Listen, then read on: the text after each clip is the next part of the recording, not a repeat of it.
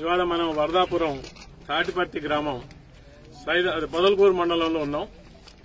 ఇవాళ చంద్రమోహన్ గారు 3 రోజుల నుంచి ఇక్కడ దీక్ష చేస్తున్నారు. ఇక్కడి నుంచి కదలకుండా ఇక్కడ illegal mining quads mixed with mica సంబంధించి ఇల్లీగల్ మైనింగ్ జరుగుతున్నది. దాన్ని ఇల్లీగల్ గా బ్లాస్టింగ్ జరుగుతున్నది. ఇక్కడ పెద్ద సంఖ్యలో బ్లాస్టింగ్ మెటీరియల్, డిటోనేటర్ స్టిక్స్ ఇవన్నీ కూడా చిక్కాయి.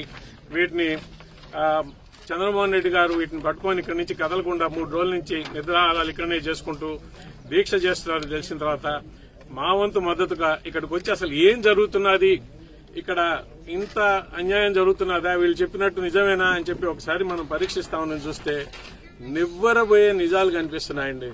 మనం ఏదో సినిమాలో కేజీఎఫ్ అని చెప్పి సినిమా కథలు విన్నాం కానీ కేజీఎఫ్ ని తలదన్నే కార్యక్రమానికి నడుస్తున్నాయి. ఇక్కడ అసలు ఆశ్చర్యం ఏంటంటే నేను అడిగాను, ఏమండి దీని లైసెన్స్ ఉందా, ఎవరు లైసెన్స్ అంటే, అయ్యా ఇది ఒకప్పుడు Rustom mines, Bharathi mica mines అనే కంపెనీలకి లైసెన్స్ ఉండింది.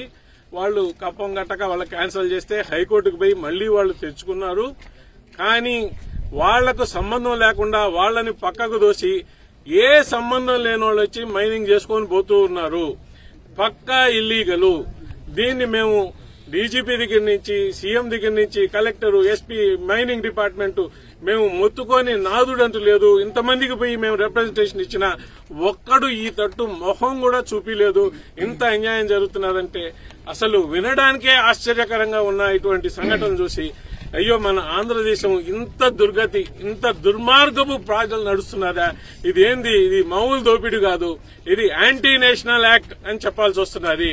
ఎందుకంటే ఇవాళ ఏదైతే అక్కడ ఓపెన్ గా మీరు అంత ఏ కట్టు ఇది లేకుండా ఎటువంటి లైసెన్సెస్ లేకుండా అంతంత పెద్ద ఎక్స్ప్లోజివ్స్ పెట్టుకొని ఉంటే మన రమణారెడ్డి చెప్పినట్టు ఏ అసాంఘిక వాళ్ళ చేతుల్లో పడితే దాన్ని వాళ్ళు టెర్రరిస్ట్ యాక్ట్ల కిందో లేకపోతే మామూలు ప్రజలు ప్రాణాలు తీసేటట్టు చేస్తే రేపు ఎవరు బాధ్యులు?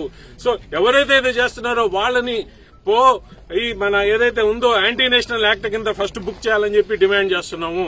ఇది సహజ వనరుల ఒక ఇల్లీగల్ మైనింగ్ కాదు, ఇది చాలా దుర్మార్గపు చర్య. దీన్ని అసలు ఫస్ట్ ఆఫ్ ఆల్ ఈ సహజ వనరులు, న్యాచురల్ రిసోర్సెస్ ఎవడబ్బు సమ్మండి ఇష్టం వచ్చినట్టు తీసుకోబోతున్నారు. ఏమన్నా మీ తాత ముత్తాతలు ఏమైనా ఇచ్చినారా, ఏమన్నా జాగీర్లు ఇచ్చినారా? దీనికి ఒక పద్ధతి ఉంటుంది, ఒక క్రమం ఉంటుంది, లైసెన్సులు ఉంటాయి, గవర్నమెంట్ కి కప్పం కట్టాల్సి ఉంటుంది.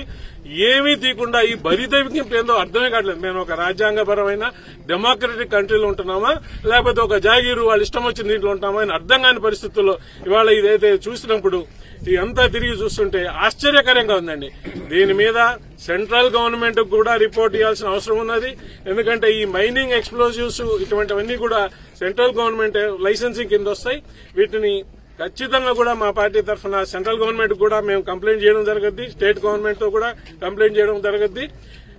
చంద్రమోహన్ రెడ్డి గారు ఏదైతే 3 రోజుల నుంచి దీని మీద నిరంతర పోరాటం చేస్తున్నారో దానికి మా సంపూర్ణ మద్దతు ప్రకటిస్తూ మేము కూడా ఇవాళ నుంచి మా సురేష్ నాయుడు గారు చంద్రమోహన్ రెడ్డితో 2 రోజుల నుంచి ఇక్కడనే ఉన్నారు, మా బొబ్బేపల్లి సురేష్ గారు.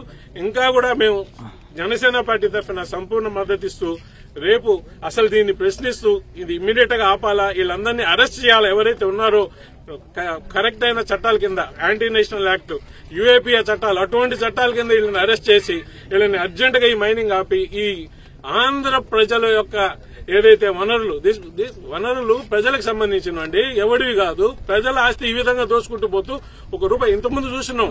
ఒక 100 టన్నులకి లైసెన్స్ ఉంటే 110, 120 తీసుకోపడు. అసలు లైసెన్స్ లేకుండా వేల కోట్లు. ఇప్పుడు నేను అడిగాను ఎంత తీస్తుంటారండి ఏమండి, రోజుకి మినిమం 1000 టన్నులు, 2000 నుంచి 2000 టన్నులు. ఇవాళ దీని ధర ఎంత అండి? 40,000 నుంచి 50,000 రూపాయలు టన్నులు.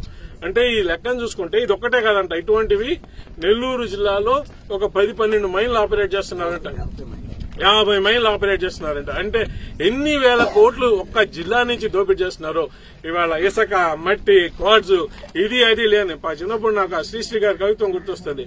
బాబు కవితకి ఏది కాదు అనర్హం అన్నట్టు ఇవాళ దోపిడీకి ఏది కూడా కాదు అనర్హం అన్నట్టు ఈ రాష్ట్రం, ఇంత దోపిడీదారు రాష్ట్రం మాత్రం చాలా దిగ్భ్రాంతి కలిగిస్తున్నది.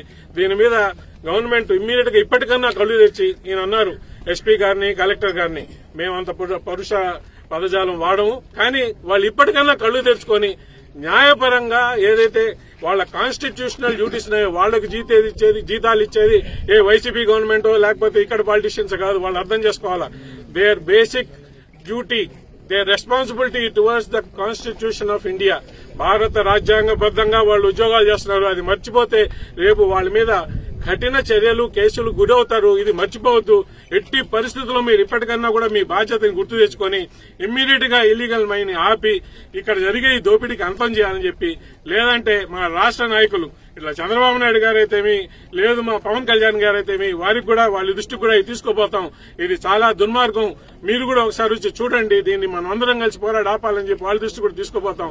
తక్షణం దీన్ని ఆపకపోతే దీన్ని ఇంకా తీవ్రతరం చేసి దీన్ని రాష్ట్ర స్థాయి కాదు నేషనల్ లెవెల్లో కూడా అందరికీ బాగా తెలిసేటట్టు ఈ దుర్మార్గం ఎంత జరుగుతున్నదో మన రాష్ట్రంలో మొత్తం ప్రపంచానికి తెలిసేటట్టు మేము పోరాటం చేస్తామని చెప్పుకుంటూ థ్యాంక్ యూ వెరీ మచ్.